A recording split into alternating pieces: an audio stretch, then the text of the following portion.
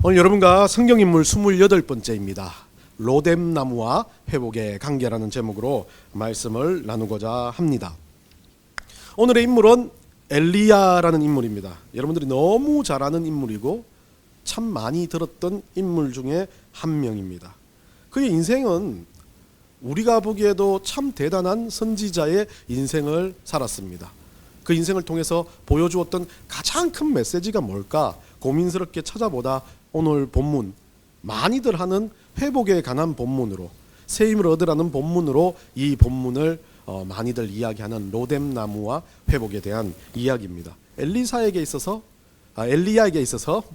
가장 중요한 건 이 회복이었는데, 이 회복은 가장 중요한 로뎀나무 아래서 있었던 회복이 가장 중요하다라고들 말을 합니다. 그래서 이 본문이 엘리야에게서 얼마나 중요한지를 생각해 보면서 나눠보려고 합니다.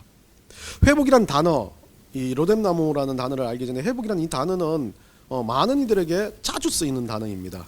우리 일종의 세상에서도 쓰이지만 교회 안에서 회복이란 단어는 참 여러모로 쓰이는 단어 중에 하나입니다. 근데 회복이라는 이 단어가 어떤 서울대 교수가 말합니다. 회복이라는 단어와 휴식이라는 단어는 다르다. 쉬는 것만이 회복이 아니다라고 이야기를 하면서 회복과 휴식을 잘 구분해야 된다라고 이야기합니다.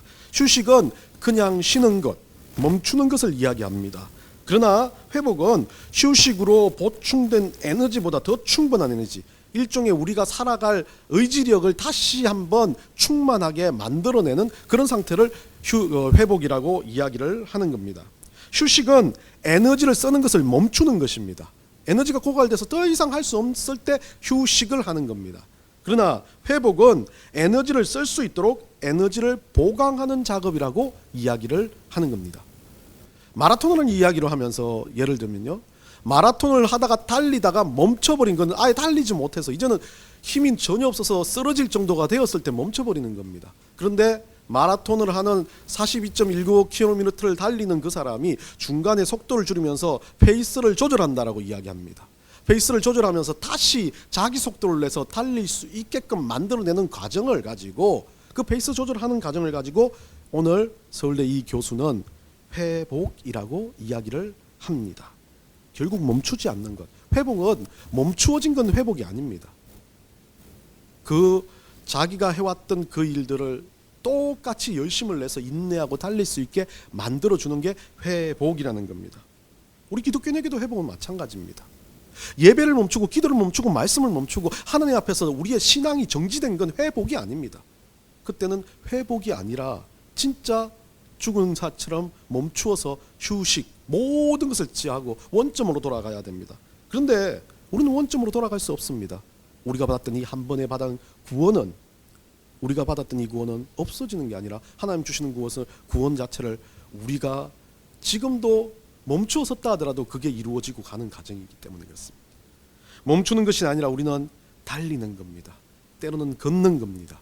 때로는 다시 주님 앞에서 우리가 살아갈 힘을 얻기 위해서 회복을 하는 것, 그것이 바로 그리스도인들의 회복입니다. 그렇기 때문에 여러분들 성령에 대해서 이야기할 때, 은혜에 대해서 이야기할 때, 믿음에 대해서 이야기할 때 다들 말합니다. 다들 왜 그렇게 주구장창 성령 충만을 달라고 기도합니까? 그게 회복이군요. 그 안에서 다시 한번 새롭게 주님이 사랑스럽고 믿음으로 담대해지고 무언가 해야 될 의지력이 생기는 것, 그게 회복입니다. 그런데 어떻습니까? 기도하지 않고 뭐 하지 않으면 그냥 되는 대로 되라, 짜증이 늘어나고 불안감이 늘어나고 여러 가지 형태에서 내가 그리스도인가 고민이 늘어날 때, 그때는 여러분들에게 진짜 회복이 필요한 시기를 알려주는 겁니다. 그렇기 때문에 우리 그리스도인들은 성령 충만하기 위해서 걸어가는 겁니다. 때로는 멈추어 서는 게 아니라 천천히 걸으면서 나의 믿음을 다시 한번 관조해 볼 수 있는 것, 그것이 그리스도인들에게 회복이라는 단어로 쓰여지는 것 같습니다. 시편의 기자는 자신에게 있는 믿음과 은혜가 방전되었던 시기에 이름 모를 기자가 시편 121편 1절에서 2절에서 이렇게 고백합니다. 우리 다 같이 고백해 봅시다. 다 같이 화면을 보고 한번 다 같이 읽습니다. 내가 산을 향하여 눈을 들리라. 나의 도움이 어디서 올까? 나의 도움은 천지를 지으신 여호와에게서로다. 너무 보면 이 그냥 단순한 단어인 것 같지만 어디에서 눈길을 두고 싶지도 않고 정말 실망하고 지치고 절망한 상황에서 두벅두벅 걸어가다가 내가 왜 이렇게 사나?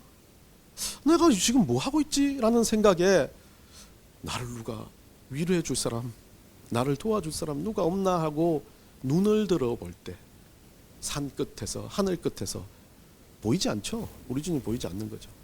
그런데 그 끝을 바라볼 때 그 하나님을 향한 내 마음이 그곳으로 향해졌을 때, 그때 그 하나님을 볼 수 있게 되는 은혜를 이 시편의 기자가 이야기를 하는 것 같습니다. 엘리야라는 선지자, 그런 인물이었습니다. 성정이 우리가 똑같은 인물이었습니다. 그러나 어쩌면 저는 개인적으로 우리보다도 더 두려움도 많고 쪼잔한 인생 같습니다. 근데 이 사람을 하나님이 쓰시면서 어떻게 합니까? 회복시켜 주시고 쓰시고 회복시켜 주시고 쓰시고 하는 것들을 반복하면서 하나님 일을 이끌어 가시는 것을 보게 됩니다.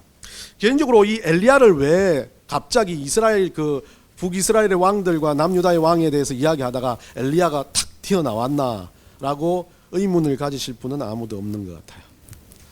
예, 날마다 저만 좀 복잡하죠. 북이스라엘 왕의 계보나 이런 거 복잡한데, 근데 여러분들한테 도움이 되기 위해서 순서별로 연대별로 왕들을 이야기해 드리려고 제가 노력을 하다 보니까 그래요. 자, 한번 봅시다. 남유다 북이스라엘 왕 때 이 선지자들이 어느 시기에 어떻게 있었냐면 BC 9세기, 그러니까 남유다와 북이스라엘이 나눠지는 초기에 이 엘리야가 선지자였다는 거예요. 그렇다 보면 어떤 왕보다 앞서요. 우리가 지난주에 이야기했던 왕들보다 앞서요. 근데 이스라엘 왕들은 이야기 안 할 겁니다. 선지자들을 이야기하다 보니까 9세기 초반에 나타났던 엘리야, 그다음 엘리사가 나타나고요. 요거 한번 앞에 화면 보시면요, 8세기에 요엘, 아모스, 호세야, 이사야, 마가. 여러분들 생각하는 것처럼 성경이 쭉 순서대로 기록된 게 아니라는 거죠. 인물 역사대로. 원래 여러분들이 말하는 보고 있는 성경은 이렇게 있는 내용들을 가지고 와가지고 통합본으로 만든 거기 때문에 어떤 전달되는 의미를 가지고 만드는 거지 순서대로, 역사적인 순서대로는 아닌 겁니다. 그러다 보니까 선지자도 대선지자, 소선지자 그러면 꼭 앞에 나오는 뭐 대선지자가 더 큰 선지자가처럼 보이지만 그 기록된 분량 때문에 분류를 하는 거지 누가 더 크고 낫다는 건 아닙니다. 그리고 누가 먼저 나왔다 뒤에 나왔다가 아닙니다. 그러다 보니까 이렇게 순서가 돼요. 그 다음 나움, 스바냐, 하박국. 7세기에 나움, 스바냐, 하박국이 먼저 나왔고 맨 마지막에 나오는, 우리 성경에 제일 마지막에 나오는 사람들이 먼저 나오고 그 다음에 우리 예레미야라는 대선지자가 나오고 오바댜, 이렇게 하면 오바댜는 정확하게 시기를 모른다고 이야기합니다. 일부 학설에 의해서 7세기에서 6세기 가장 마지막 암흑 시기가 오기 전에 나왔던 선지자가 아니냐라고 그렇게 평가를 합니다. 어쨌든 역사상 가장 그래도 먼저 많은 앞에 뭐 선지자의 개념을 가졌던 사람들이 있었지만 우리가 진짜 능력을 발휘하는 선지자로서 보여지는 엘리야, 또 일종의 보면 하나님의 그 어떤 사역을 함에 있어서 가장 강렬한 모습을 주었던 이 엘리야를 우리가 한번 오늘 나누면서 이 엘리야에게서 하나님 보여주셨던 그 역사와 하나님 보여주셨던 그 능력보다 그 엘리야를 이끄는 회복에 대해서 한번 집중해 보려고 합니다. 자, 엘리야 봅시다. 빨리빨리 넘어가겠습니다. 여러분들 뭐 이거 자세히 설명하려면 엄청 많잖아요. 엘리야가 일이 너무 많아요. 엘리야를 할 것 같으면. 그래서 엘리야는 첫 번째 출신 배경인데요, 길르앗 디세베에서 태어났습니다. 원래 이름은 여호와는 나의 하나님이다 라는 뜻의 이름입니다. 엄청 좋은 이름이죠. 참 신앙인으로서 가장 좋은 이름 같아요. 그리고 이 엘리야는 어린 시절 뭐가 없습니다. 그냥 그 자기의 본가에 대해서는 뭐 디도손과 디모데에서 나와 있는 그것 때문에 길르앗의 디셉이라고 이야기하는, 길르앗의 디셉이라는 이름의 지역에서 나왔다고 이야기하지, 이 사람의 그 어린 시절의 배경은 아무도 모르습니다. 갑자기 나타나요.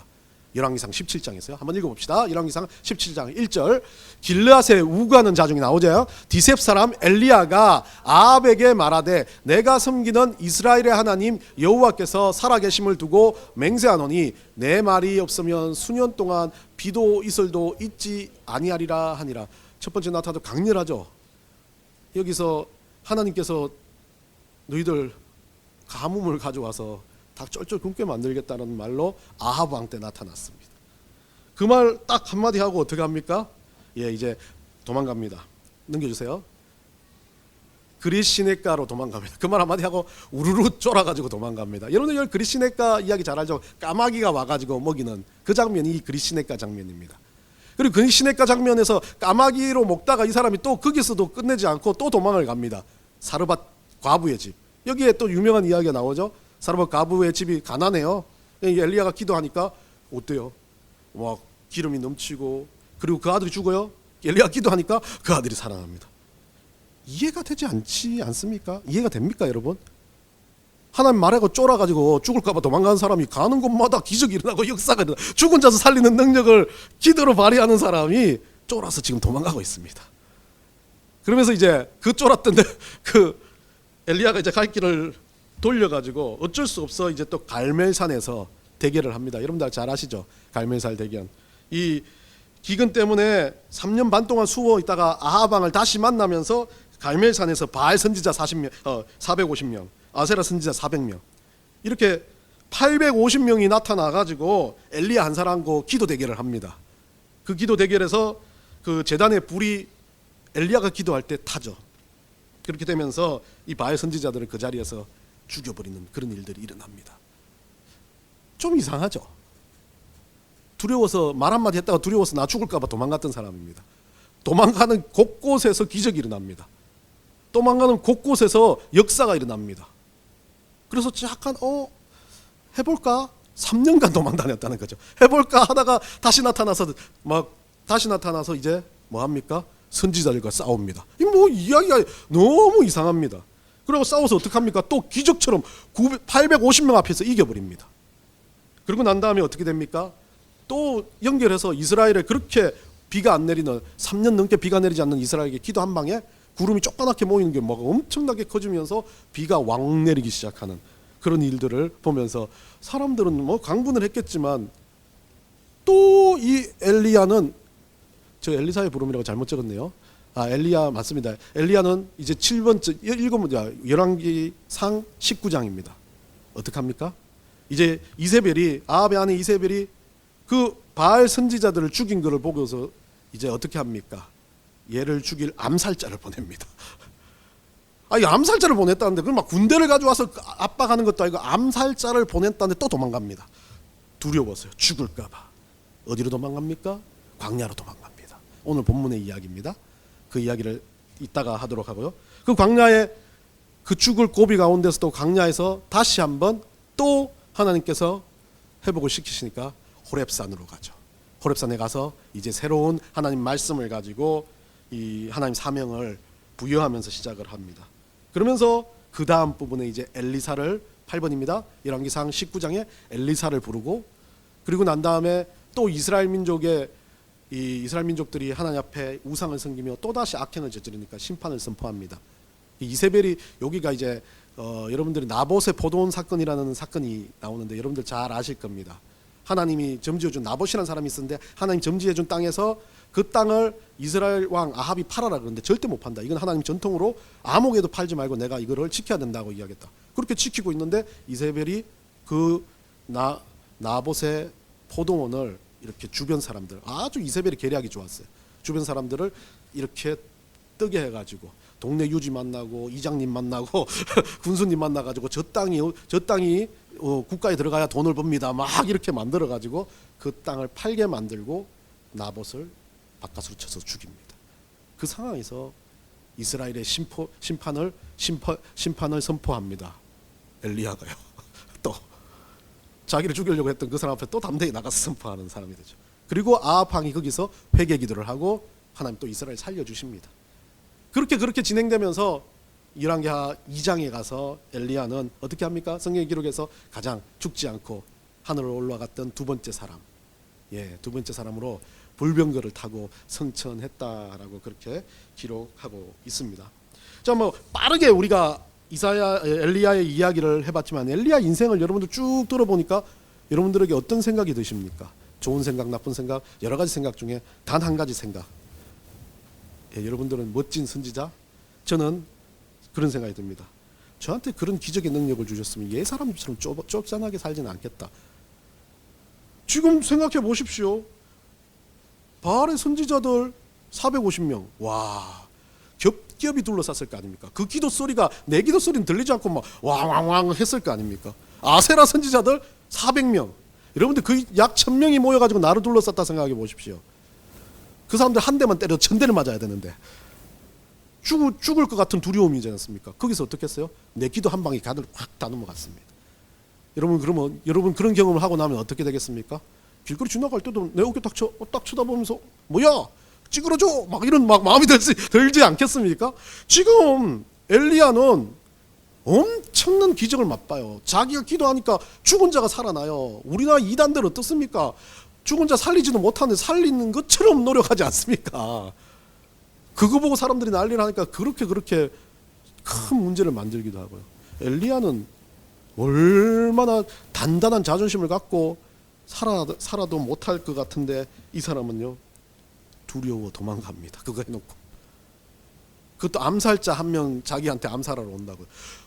아니 기도해가지고 그런 사람들 막 비도 오게 하고 구름이 생기게 하는데 암살자 오면 주여 방백을 주시옵소서. 주보 우리 집에 CCTV처럼 다 막 내 눈에 보이게 들어오는 개미새끼 한 마리 보이게 해주십시오 하면 되지 않습니까? 암살자가 있으면. 아니면 차라리 기도함으로 담대하게 궁정 앞에 가서 이세벨 나와. 내가 기도하면 너 죽을 건데 너 나한테 암살자 보내. 이렇게 말할 수도 있는 상황이 되는데 이 사람은 어떻게 합니까? 오늘 본문에요. 그런 일들이 일어나고 난 다음에 오늘 본문에 보면요. 3절에 보면 자기 생명을 위해 도망했다 그래요.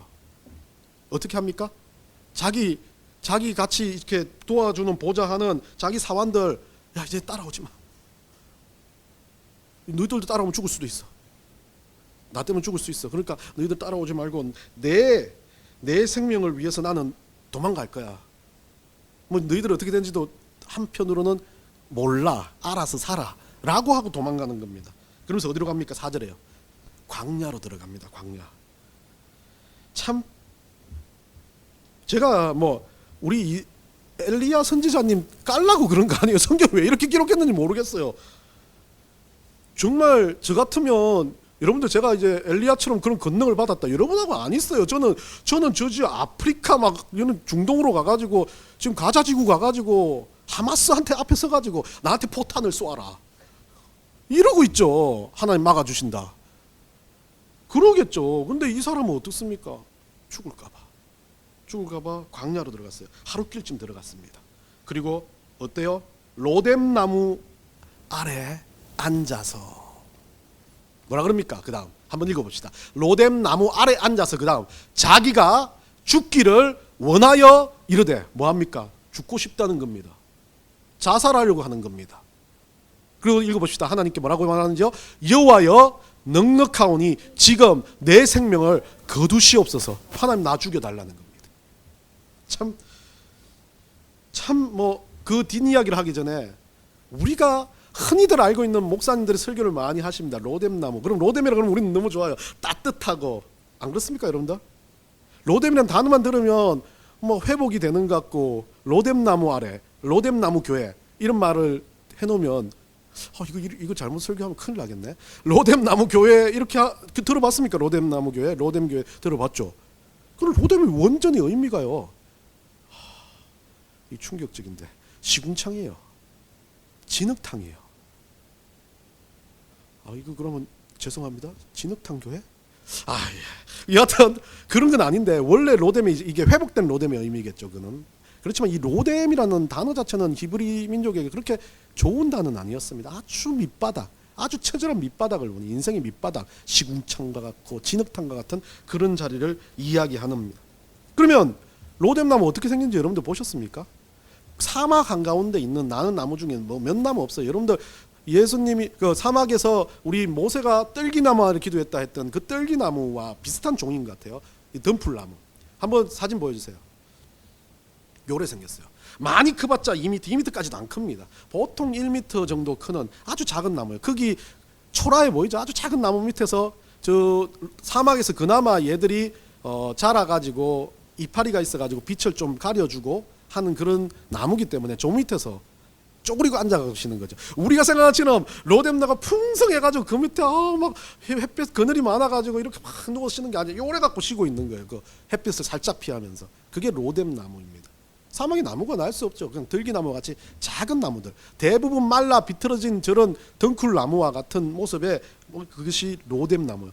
가치 없고 볼품 없고 헤어나올 수도 없는 상태를 이란 게 로뎀이라는 겁니다. 그런 로뎀의 상태예요. 엘리야의 지금 상태가 그런 겁니다. 다시 말해서 그 아주 자기 자신 스스로가 죽음 앞에 두려워 떨며 가치도 없고, 나 왜 이렇게 살아? 하나님 두려워 떨어서 나 지금 죽을까봐 걱정이 돼요. 그러면서 또 어떤 생각이 듭니까? 믿음 있는 사람이 한번 생각해 보지 않습니까? 두려워 떠는 거, 지금까지 자기가 해왔던 일들을 보면 두려워 떨지 말아야 되는데 내가 떨리는 걸 어떡합니까? 그러니까 어떻게 돼요? 자신감을 잃어요. 자존감이 없어져요. 아유, 나 같은 것, 나 같은 인생이 살아서 뭐하나. 그거 하나도 제대로 담대하게 못하는데, 그렇게 하나님 나한테 보여주셨는데도 나는 하나님 앞에서 제대로 일도 못하는데, 그러면서 자꾸 자신을 깔아먹기 시작하는 거, 그게 로뎀입니다. 우리 인생에 이런 로뎀이 있습니까? 얼마나 많습니까? 뭘 하다 보면 로뎀 천지입니다. 안 되는 게 로뎀입니다. 누가 좀 잘 되면요, 이 로뎀이 얼마나 들어옵니까? 저만 그래요? 이 로뎀 때문에 죽겠습니다. 진짜 처박혀서 진흙탕이 끄는 것 같아요. 이게 아무리 헤어나오려고 해도 안 되는 것 같습니다. 그게 로뎀입니다. 은혜가 멈추고 스스로 믿음에서 벗어나 아무것도 하고 싶지 않고 그냥 죽고 싶다는 그 마음이 드는 것, 그게 로뎀입니다. 한없이 작아 보이고 스스로를 바라보면 아무것도 할 수 없을 것 같고, 어제까지 그렇게 잘하던 일도 지금은 내가 이걸 잘하는 게 아니라고 생각이 드는 것, 그게 로뎀입니다. 누군가 있어서 잘 되는 것 같았어요. 행복한 것 같았어요. 그런데 생각해보니까 행복이 없어요. 나는 왜 이래? 지질이 궁상맞다. 내 친구는 누군 나 하나도 없어. 나는 이 일만 하고 살아. 나는 이거 정말 다람쥐 쳇바퀴 돌듯이 반복적인 이 일을 해서 내가 뭐 남는 게 있어? 내가 왜 이런 인생을 살지? 내 인생이 왜 이렇게 초라해 보이지? 라고 만들어지는, 그게 로뎀이라는 거예요. 어쩌면 똑같은 형태의 그 로뎀을 경험한 사람들이 있습니다. 귀신을 쫓아내지 못하는 제자들. 마태복음 17장 20절 우리 한번 읽어봅시다.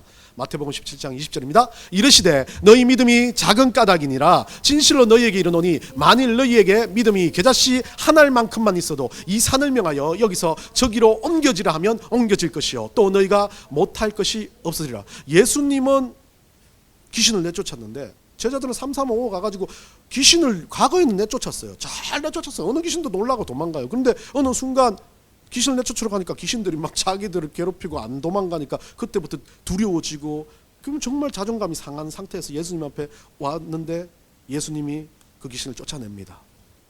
그러니까 뭐라 그럽니까? 우리는 왜 못합니까, 주님? 우리는 왜 못합니까? 웃긴 거죠. 과거 했습니다. 그런데 우리는 못합니까? 라고 묻습니다. 예수님이 그에 대한 답변으로 너희 믿음이 작은 까닭이다. 믿음의 문제를 삼았습니다. 여러분, 로뎀이라는 이 자리는요, 믿음이 고갈돼서 없어진 자리입니다. 아니요, 그리스도인이라면 믿음이 고갈되고 있는 상태를 이야기하고 있는 겁니다. 처절하게 진흙탕과 같은 곳입니다. 두려움에 잠식당하고 자기 스스로의 자기 모습에서 빠져나오지 못하는 그런 상황. 교만한 것도 로뎀이 될 수 있어요. 분노에 쌓여있는 것도 로뎀이 될 수 있어요. 자기 저주에 쌓여있는 것도 로뎀이 될 수 있습니다. 그런 상황에서 우리 하나님은 다시 한번 예수님이 하셨던 것처럼 설명해 주시고 믿음으로 할 수 있다, 능히 할 수 있다라고 알려주신 것처럼 엘리야에게 어떤 행동을 하십니까? 회복을 위한 행동의 첫 번째는요, 그대로 두는 겁니다. 여러분들 참 웃긴 게 그래요. 죽겠다는 사람 치고 죽는 사람 못 보지 않습니까? 엘리야 절대 한 죽여주시옵소서. 엘리야의 말은 그래요. 아유, 나 같은 놈 하나님 꼭 죽여주세요 이러고 있는 거예요. 얼마나 하나님 보시기에는 가짜고 가짜겠습니까? 그 의도 안에 진짜 죽음에 대한 마음이, 두려움이 있을 수도 있겠지만 진짜 죽고 싶은 사람이 잠이 오겠습니까? 물론 뭐 지쳤겠죠. 한 하루를 걸어오니까. 그러다가 그래서 자고 있어요. 예수님 어떻게 합니까? 우리 하나님 어떻게 합니까? 그대로 둡니다. 끝까지 잘 때까지 그대로 둡니다. 그러고 나서 어떻게 합니까? 천사를, 오늘 우리 5절 봅시다. 5절 봅시다. 5절에 보면요, 누워 자더니 천사가 그를 어루만지며 뭐합니까? 그에게 이르되 일어나 먹으라 하는지라. 그럼 이제 어느 정도 자고 있을 때 천사를 보내가지고 어떻게 합니까? 자, 일어나서 먹으라. 그래서 뭘 주십니까? 숯불에 구운 떡과 물 한 병을 줍니다. 여기서 중요한 건 우리의 회복에 있어서 가장 핵심의 요소를 어떤 것으로 봤냐는 걸 볼 수 있는데, 하나님의 방법은 첫 번째는 어루만졌다고, 두 번째는 떡과 물을 주신 겁니다. 하나님 방식이 그래요. 어떤 사람도 이야기하지 않지만 저는 천사가 그를 어루만짐이 가장 중요한 핵심이라고 봐집니다. 우리가 주님 안에서 회복이 되어질 때 가장 중요한 핵심, 믿음에 대해서 우리가 고민하고 갈등할 때 우리 스스로가 믿음을 더하지 못합니다. 누가 주십니까? 우리 주님께서 주시는 겁니다. 성령께서 내 안에 충만케 되시는 겁니다. 성령께서 내 안에 넘쳐나시는 것, 그것 자체가 우리 주님께서 주시는 거고, 어루만지셨다, 접촉하셨다, 신약에는 안수했다라는 이야기들로 쓰여지는 겁니다. 자, 보시면 알겠지만 여러분들 사도행전 9장 17절 봅시다. 사도행전 9장 17절요. 다 같이 읽습니다. 아나니아가 떠나 그 집에 들어가서 그에게 안수하여 이르되, 형제 사울아, 주 곧 내가 오는 길에서 나타나셨던 예수께서 나를 보내어 너로 다시 보게 하시고 성령으로 충만하게 하신다 하니. 악하디 악한 사울이요, 어땠습니까? 똑같아요. 지금 어떻습니까? 이 엘리야와 똑같은 상황이 됩니다. 그렇게 예수 믿는 사람 때려서 죽여버리려고 강분하던 사울이 어떻게 됩니까? 어느 순간 막 다메섹 도상의 빛으로 눈을 못 보게 됩니다. 두려워집니다. 어떻게 살아야 될까 고민이 됩니다. 막 그래가지고 이래저래 막 흔들리다가 어느 집에 가 있는데 하나님이 아나니아를 통해서 그에게 가서 안수하라고 이야기합니다. 안수했는데 그 눈이 뜨였다는 이야기보다 뭐가 되어 있습니까? 성령으로 충만하게 하신다. 믿음이 생기는 것, 믿음이 다시 올라올 수 있는 것, 그게 바로 우리에게 있어서 회복의 첫째 걸음입니다. 우리가 기도할 때요, 그냥 의미 없이 기도하지 마십시오. 믿음의 회복을 주십시오. 이것도 성령 충만 달라는 거 똑같습니다. 내 안에 계신 성령께서 다시 일어나게 하여 주시옵소서라는 거 아닙니까? 우리 안에 성령이 계십니다. 당연히 없어지진 않습니다. 그런데 이 성령께서 우리의 두려움, 우리의 로뎀 때문에, 우리의 아픔 때문에 이 성령을 누르고 눌러가지고 가만히 있어 하는 거 똑같지 않습니까? 우리가 매일매일 기도해야 될 건 성령 충만하게 해주십시오. 아침 일어나서 주님, 제가 주님 안에서 다시 오늘 살기를 위해서 성령이 충만하게 해주시옵소서 라고 하는, 그게 하나님이 어루만져 주시는 작업이라는 겁니다. 여러분, 우리는 어떤 상황에서도 주님 안에서 이 믿음을 붙들고 살아가는 인생들이지, 그것이 회복의 출발이지 다른 것들을 붙들어서는 안 됩니다.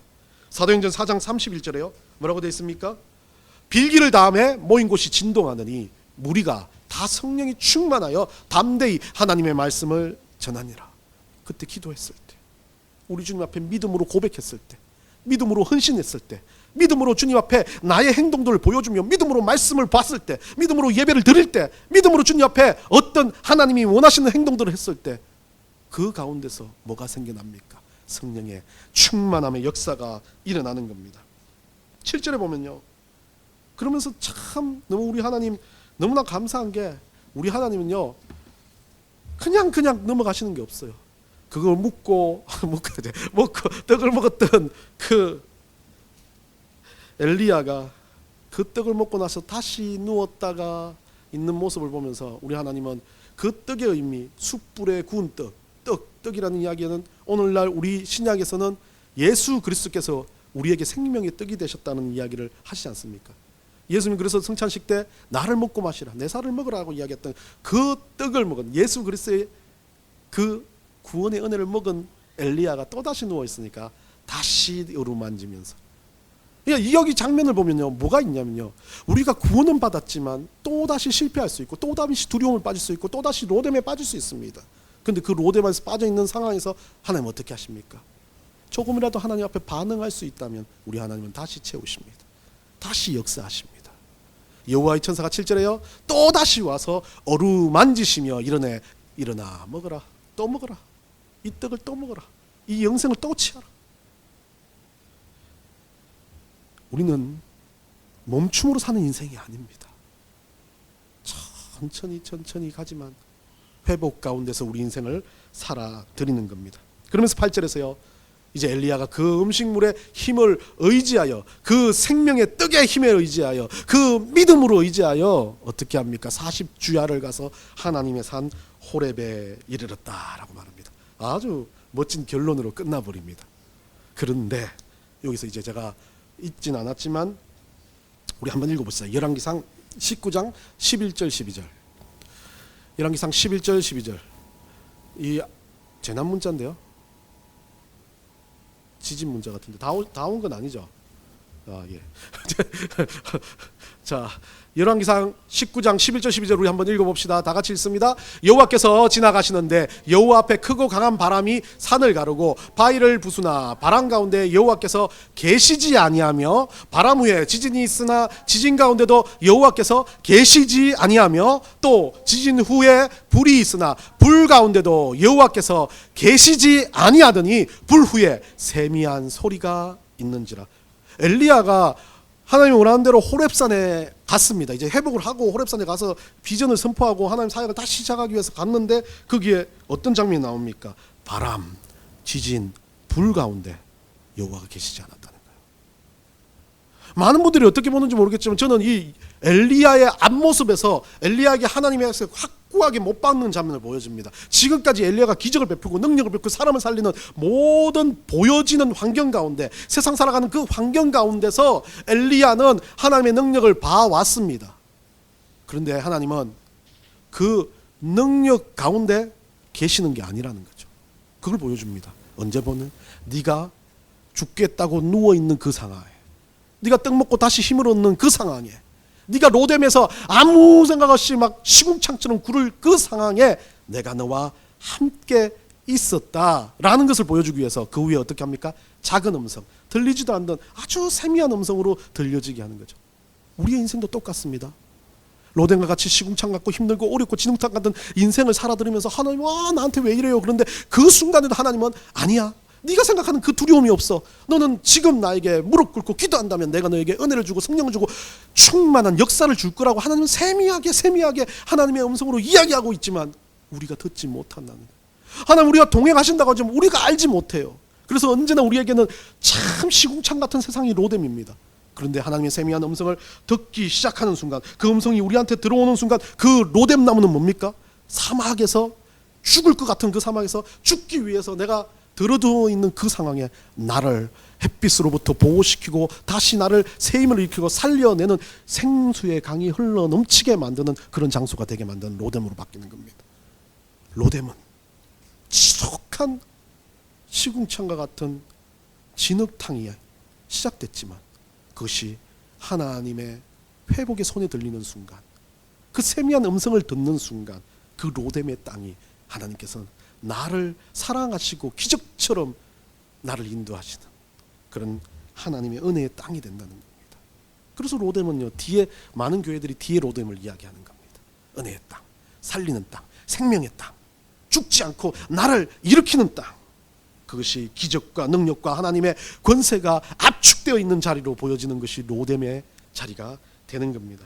여러분, 믿음의 눈을 들고 볼 때요, 말로만 보이는 분 계신다고 말하지 말고요, 믿음이 귀를 들었을 때 말로만 주님 들립니다라고 하지 말고요, 세미한 주님의 음성의 말씀을 들을 수 있는 거. 예, 막 여러분한테 세미하게 오늘은 뭐 이런 게 아니에요. 여러분들이 말씀 보면서 묵상하면서 내 마음속에 우리 주님이 계시다란, 오늘도 짜증나지만 오늘도 몸이 힘들지만 다시 한번 일어서야 되겠다는 그 마음, 그것이 성령께서 주시는 세미한 음성인 줄 믿습니다.